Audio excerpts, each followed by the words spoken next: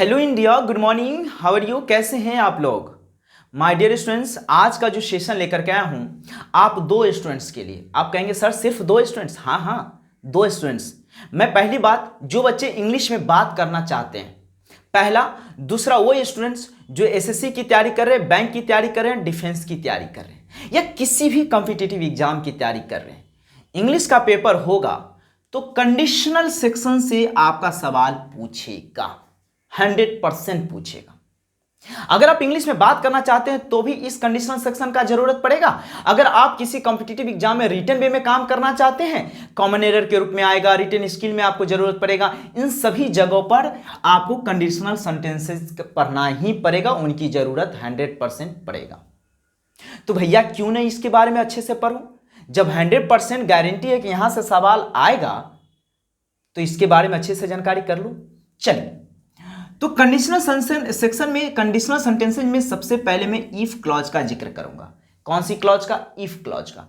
आप कहोगे कि सर इफ क्लॉज क्या होता है, तो मैं कहूंगा क्लॉज एक सेंटेंस का एक छोटा सा भाग होता है। जैसे फॉर एग्जाम्पल, इफ यू, जैसे ऐसे लिखे, if I go to Delhi, I will see the red fort। जैसे ये कितनी सेंटेंस है? सेंटेंस एक है, बट भाग दो है, जिसको इंग्लिश में क्लॉज कहते हैं। सेंटेंस एक है कि अगर मैं दिल्ली जाता हूं तो मैं लाल किला देखूंगा, या अगर मैं दिल्ली जाऊंगा तो मैं लाल किला देखूंगा। सेंटेंस दो हैं जबकि क्लॉज सॉरी सेंटेंस एक है और क्लॉज दो हैं। क्लॉज मतलब भाग, एक भाग हो गया ये कॉमा तक और एक भाग हो गया कॉमा के बाद, दो भाग है। इसी को हम क्लॉज कहते हैं, एक भाग, दो क्लॉज, जिसमें एक क्लॉज होता है इफ वाला और एक क्लॉज होता है रिजल्ट वाला जो दिखाता है। आप कहेंगे कि सर इफ का मतलब क्या होता है? इफ का मतलब होता है यदि या अगर, जो एक शर्त को दिखाता है। क्या दिखाता है? शर्त को दिखाता है। अब इस सेक्शन में कितने चीज पढ़ना है, इफ क्लॉज में कितने टॉपिक पढ़ना है? 4 टॉपिक पढ़ना है जो हमेशा एग्जाम में जरूरत पड़ेगा। पहला, जीरो कंडीशन। दूसरा आपको फर्स्ट कंडीशन, सेकेंड कंडीशन, इसका मतलब हो गया कंडीशन, और एक आएगा थर्ड कंडीशन। ये आपको 4 टॉपिक आपको इफ क्लॉज के अंतर्गत पढ़ना पड़ेगा। इफ क्लॉज के अंतर्गत 4 टॉपिक पढ़ना पड़ेगा। इसमें पहला टॉपिक होता है जीरो कंडीशन या कंडीशन जीरो। बात एक ही हुआ। कहेंगे सर इसमें क्या है? इसमें जनरली ट्रुथ है जो सत्य पर आधारित होता है। इसमें बहुत बड़े शर्तें लागू नहीं है कि ऐसा काम करोगे तभी ऐसा होगा, तुम वहां जाओगे तभी ऐसा होगा, ऐसा कुछ नहीं है यार। ये फैक्ट पर आधारित होता है, जनरली फैक्ट पर आधारित होता है जीरो कंडीशन, जिसमें किसी भी तरीके के शर्तें नहीं होती है। इसका स्ट्रक्चर मैंने लिख दिया है इफ, व्हेन, अच्छा है तो आप इफ लिख सकते हो, व्हेन लिख सकते हो, दोनों यूज होता है। सिंपल प्रेजेंट और प्रेजेंट सिंपल, दोनों तरफ सिंपल प्रेजेंट का ही यूज होगा। अब जैसे एक क्वेश्चन है, एग्जाम्पल के माध्यम से मैं समझाना चाहता हूं। If you speak the truth, अगर आप सत्य बोलते हो, सच पर हो, तो एवरीवन हेल्प्स यू, तो हर कोई आपको मदद करता है या मदद करेगा।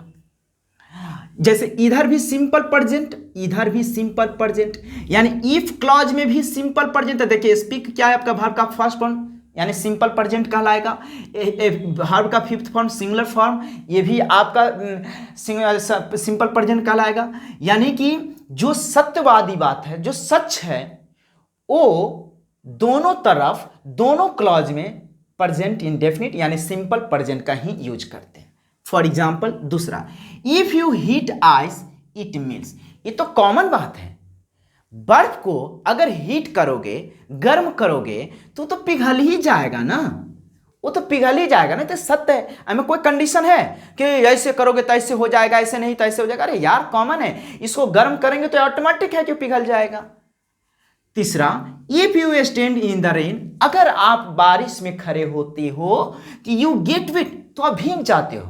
ये तो कॉमन है, बच्चा भी बता देगा कि अरे भैया अगर बारिश हो रही है, अगर बारिश में खड़े होगे तो भीग जाओगे, गीला हो जाओगे, गीला हो जाते हैं। अगर बारिश में खड़े होते हैं तो गीला हो जाते हैं, ये तो कॉमन बात है। चलिए, व्हेन बेबीज आर हंग्री, जब बच्चे भूखे होते हैं, दे क्राई, वे रोते हैं, है ना, वे रोते हैं। ये तो कॉमन बात है, इसमें कोई कंडीशन है, कोई शर्त है? नहीं नहीं। यदि बच्चा या जब बच्चा भूखे होते हैं तो वे क्या करने लगते हैं? रोने लगते हैं, रोते हैं।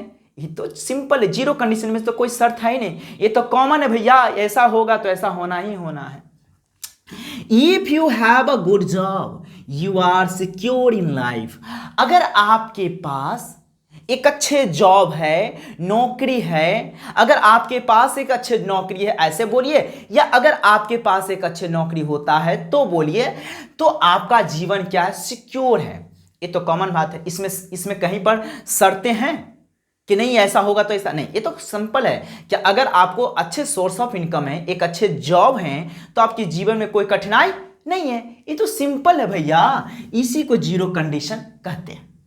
Next, if I am late to reach the class my teacher punishes me, अगर मैं क्लास में लेट पहुंचता हूं या लेट रहता हूं तो मेरे शिक्षक क्या करते हैं? मुझे पनिश करते हैं। ये यूनिवर्सल ट्रूथ है कि नहीं? अगर आप क्लास में जहां भी कोचिंग स्कूल करते होंगे, आप जाते होंगे, अगर वहां लेट होते हैं तो बार बार आपको पनिश किया जाता होगा। ये जीरो कंडीशन है, ये होना ही होना है। जिसमें होना ही होना होता है उसको जीरो कंडीशन मानते हैं, जो तय है ना। तो ये हुआ जीरो कंडीशन। भाई मेरे, बोलना सीखना हो या रिटन वे में हो, एसएससी बैंक डिफेंस के बच्चे हो, गांठ बांध लो, इफ क्लॉज से सवाल पूछेगा, जरूरत पड़ेगा, जिसमें 4 टॉपिक पढ़ना है। पहला, जीरो कंडीशन, जो मैंने पढ़ा दिया, जो सिंपल प्रेजेंट पर बनता है दोनों तरफ, यानी 2 क्लॉज आपने इसमें देखा ना, दोनों क्लॉज, इफ क्लॉज के साथ भी प्रेजेंट इंडेफिनिट सिंपल और उधर भी सिंपल। आप कहेंगे सर यहाँ V1 नहीं है, अरे ये भी वर्ब का फर्स्ट फॉर्म है, ये भी वर्ब का फर्स्ट फॉर्म है, यानी कि सिंपल प्रेजेंट का ही स्थिति में बताता है, इज एम आर भी। तो ये दोनों तरफ प्रेजेंट लगा। अगर जीरो कंडीशन होगा तो दोनों तरफ आप क्या कीजिएगा? सिंपल प्रेजेंट का यूज कीजिएगा। ये हो गया आपका टॉपिक नंबर 1। अब टॉपिक नंबर 2, 3, 4, आप ये तीनों मैं आगे बताऊंगा, तो इसको नोट कर लीजिए, फिर मैं अगले स्लाइड पर टोटल एक साथ बताता हूं। ये जान गया ना जीरो कंडीशन? चलिए इसको नोट कीजिए।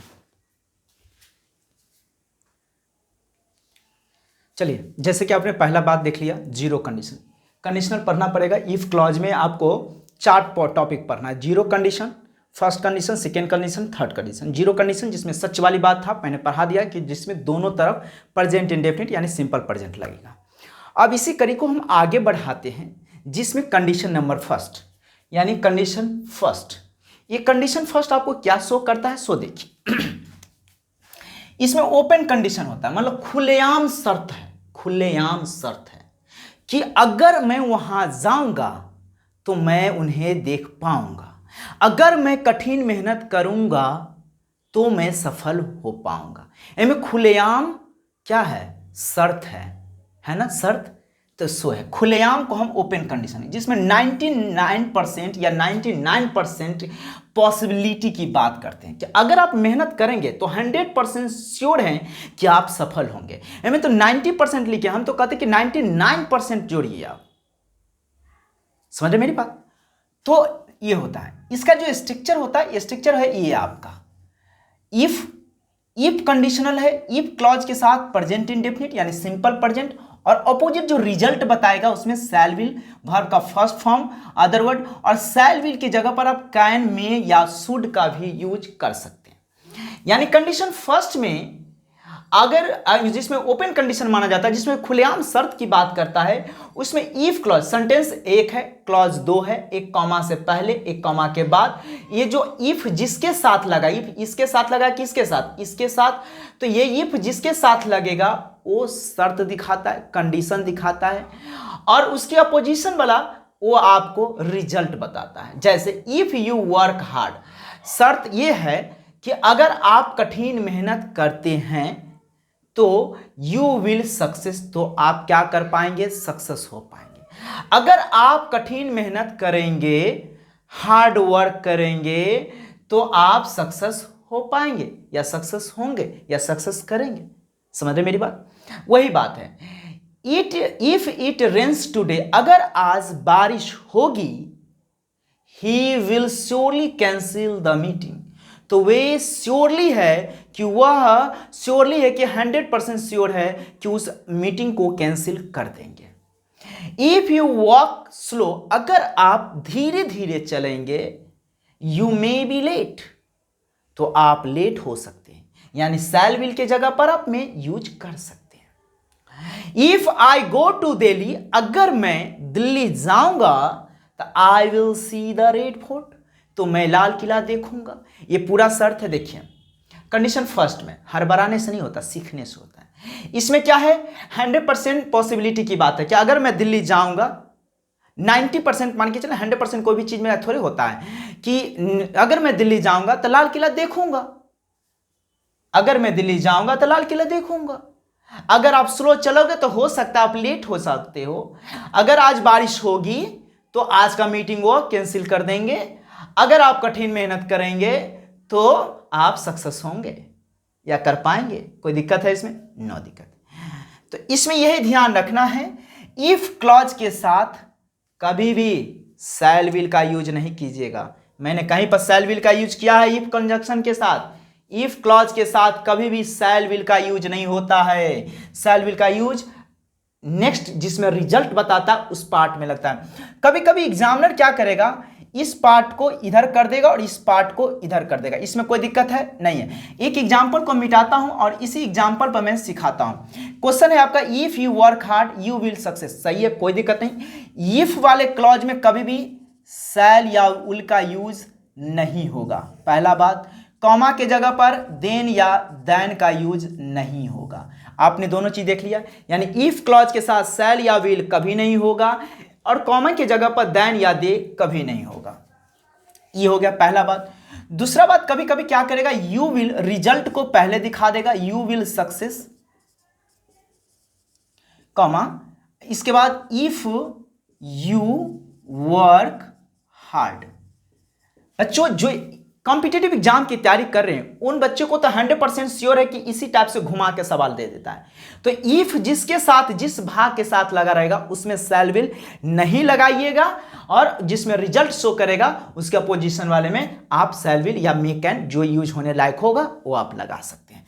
आपके कॉमन एरर में यही गलती करेगा कि इफ वाले क्लॉज में शैल विल लगा देगा, इफ वाले क्लॉज में शैल विल लगा देगा। जान जाइएगा इफ वाले क्लॉज में शैल विल नहीं होता है। अब दूसरा सेक्शन है कंडीशन सेकेंड। कंडीशन सेकेंड में आपको बताता है लेस पॉसिबिलिटी। इसमें कम से कम 90% तो पॉसिबिलिटी थी, इसमें लेस न के मात्रा बहुत कम पॉसिबिलिटी होता है। ऐसे हाइपोथेटिकल सेक्शन को दिखाता है, ऐसे कल्पनावाचक बताता है जिसमें लेस उम्मीद क्या होता है, बहुत कम होता है। इसमें ज्यादातर उम्मीद था कि अगर आप कठिन मेहनत करते हो तो सफल होंगे, ये ज्यादातर उम्मीद है। अगर मैं दिल्ली जाऊंगा तो मैं लाल किला देखूंगा, इसमें ज्यादातर उम्मीद है। लेकिन इसमें बहुत कम उम्मीद होता है। जिसमें कम उम्मीद होता है उसमें इफ क्लॉज के साथ सिंपल पास्ट और उसके अपोजिट वाला में जिधर रिजल्ट बताएगा उधर वुड प्लस वर्ब का फर्स्ट फॉर्म क्रिया करते हैं। For example, if you work hard, if you worked hard, देखिए वर्क V2 लगा दिए सेकेंड फॉर्म, यू वुड पास। अगर आप कठिन मेहनत किए या करें तो आप पास हो सकते थे या करेंगे। ये हो गया। If I went to Delhi, अगर मैं दिल्ली गया तो मैं क्या कर पाऊंगा, मैं रेड फोर्ट विजिट कर पाऊंगा। हो गया। तो यही बात देखिएगा, कर पाता, करूंगा नहीं, कर पाता। अगर मैं दिल्ली जाता तो मैं लाल किला विजिट कर पाता। पास्ट की बात बता दिया। दूसरी ऑप्शन, एक इसका और ऑप्शन है, इफ आई हैड मनी, अगर मेरे पास पैसा होता तो आई वुड हेल्प यू, तो मैं आपको मदद कर पाता या करता। If I were a bird, अगर मैं एक चिड़िया होता, आई वुड फ्लाई, मैं उड़ा करता। एक ऐसे हाइपोथेटिकल सेक्शन है, ऐसे कंडीशन को दिखाता है जिसमें पूरा होना लेस है, बहुत कम उम्मीद है। इसमें 90% श्योर था, इसमें 90% क्या मतलब बहुत कम मात्रा है कि इसका बात सत्य हो पाएगा, इसमें बहुत कम उम्मीद है। थर्ड पॉइंट है कंडीशनल थर्ड, इसमें क्लॉज कंडीशन, इसमें कुछ भी मतलब कंडीशन नाम का कोई चीजें नहीं रहेगा, खत्म ही रहेगा, कोई शर्त नाम का चीजें नहीं बचेगा। जैसे इसमें क्या होगा, इफ कंजंक्शन के साथ इफ क्लॉज मतलब यानी इफ पार्ट में आपको पास्ट परफेक्ट और जिधर रिजल्ट बताएगा उधर वुड हैव भी थ्री में लगाएंगे। लास्ट में सबका कंक्लूजन मैं यहां से नीचे बताऊंगा, इधर मैं सबका नीचे कंक्लूजन बताऊंगा। इफ यू स्टडीड हार्ड, अगर आप मेहनत से पढ़ते हो, यू वुड हैव पास्ड। देखिए बन गया ना। If I had known her address, अगर मैं उसका एड्रेस जान पाता या जानता, तो मुझे अगर मालूम होता तो I would have told you, यार मैं आपको बताया करता, यार बता देता। If you had gone to school, हाँ अगर मैं स्कूल गया होता या गया था जाता, तो you would have met your best friend. हो गया ना। तो इस तरीके से बन जाता। अब ये सारा चीज हो गया, इससे आप बोलचाल में यूज कर सकते हो और एग्जाम में यूज कर सकते हो। अब इसका शॉर्ट फॉर्म में बताता हूं। अगर इफ के बाद V1 या V5 में होगा क्वेश्चन, तो अपोजिट सेक्शन सब्जेक्ट के बाद शैल या विल का यूज करेंगे, वर्ब का first form otherwise. Shell will के जगह पर कैन या मे या शुड लगा सकते हैं, गलत नहीं होगा। ध्यान रखिएगा, जब भी क्वेश्चन में इफ वाले भाग में V1 या V5 यानी वर्ब का फर्स्ट फॉर्म फिफ्थ फॉर्म होगा, तो अपोजिट वाला जिधर रिजल्ट बताएगा शैल विल में चल जाना। मैंने पहले बोला क्वेश्चन को पलट के भी दे सकता है, इसको इधर कर सकता है, इसको इधर कर सकता है, इसको वुड हैव V3 को इधर कर देगा, इफ यू स्टडीड हैड इधर कर देगा, वह इसमें हैड छूट गया है, इफ यू हैड स्टडीड को उधर कर देगा, ये बदल सकता है, तो ध्यान रखना। देखिए मैंने क्या बोला, इफ के बगल में इफ वाले सेक्शन में V1 या V5 यानी वर्ब का फर्स्ट फॉर्म फिफ्थ फॉर्म होगा, तो अपोजिशन सेक्शन शैल विल में ले लेना। देखो यहाँ ये क्या है, वर्ब का फर्स्ट फॉर्म है तो शैल विल लिया, वर्ब का फर्स्ट फॉर्म है शैल विल में लिया ना, कैन में ले सकते हो। इधर देखो वर्ब का फर्स्ट फॉर्म है तो इधर अपोजिशन में यानी जिधर रिजल्ट बताएगा शैल विल लिया। दूसरी क्या, अगर इफ कंजंक्शन के साथ क्लॉज के साथ वर्ब का सेकेंड फॉर्म लेगा, तो आप इधर वुड प्लस वर्ब का फर्स्ट फॉर्म अदर वर्ड लेना। ये मैंने ये दिखाया। अगर इफ के साथ V1 V5 लेगा यानी प्रेजेंट का लेगा, तो शैल विल में भाग जाना, कैन में चले जाना। अगर सेकेंड फॉर्म आएगा, इफ क्लॉज के साथ सेकेंड फॉर्म आएगा, तो would plus verb first form में चले जाना। जैसे यहां देखो, if you work hard, you work क्या है, V2 है, सेकेंड फॉर्म है, तो सेकेंड फॉर्म है, तो इधर वुड प्लस वर्ब का first form, would plus verb का फर्स्ट फॉर्म है। देखो यहाँ वेंट क्या है, वर्ब का सेकेंड फॉर्म है, तो इधर would plus visit, would plus verb का फर्स्ट फॉर्म लिया कि नहीं लिया, यही बात मैंने कहा। यहाँ देखो हैड आपका सेकेंड फॉर्म है, तो इधर would plus have, would plus verb का फर्स्ट फॉर्म लिया कि नहीं लिया। तीसरा बात, अगर इफ कंजंक्शन यानी इफ क्लॉज के साथ अगर हैड V3 लेगा, वर्ब का थर्ड फॉर्म लेगा, तो subject plus would have verb का थर्ड फॉर्म अदर वर्ड लेगा। अब जैसे देखिए वर्ब का फर्स्ट फॉर्म था यानी इफ क्लॉज के साथ V1 या V5 यानी वर्ब का फर्स्ट फॉर्म फिफ्थ फॉर्म लेगा, तो शैल विल लेगा। अगर इफ क्लॉज के साथ सेकेंड फॉर्म लेगा वर्ब का, तो वुड प्लस वर्ब का फर्स्ट फॉर्म लेगा। अगर इफ के साथ हैड वर्ब का थर्ड फॉर्म लेगा, तो वुड हैव वर्ब का थर्ड फॉर्म लेगा। जैसे देखिए इफ आई हैड नोन यानी हैड वर्ब का थर्ड फॉर्म है, तो अपोजिट में क्या लिया, result side, would have V3 है ना। यू हैड गॉन यानी हैड प्लस वर्ब का थर्ड फॉर्म, तो वुड हैव थर्ड फॉर्म ले लिया।